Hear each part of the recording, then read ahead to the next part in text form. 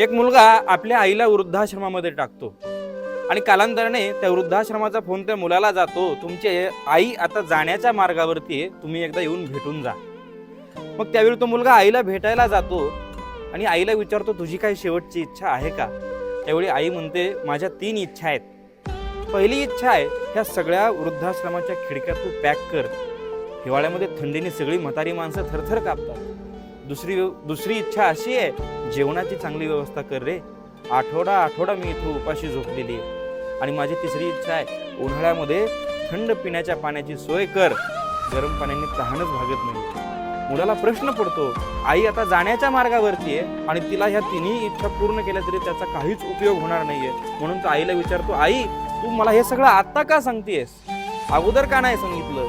तेवढी आई म्हणते, मी सगळं हे सहन करू शकते, पण ज्यावेळी तुझी मुलं तुला इथं वृद्धाश्रमामध्ये टाकतील ना, त्यावेळी तुला हे सहन होणार नाही, कारण मी तुला माझ्या तळ हाताच्या फोडाप्रमाणे सांभाळलेलं आहे. किती प्रेम असतं आईचं. आईचं प्रेम शब्दात वर्णन करताच येत नाही.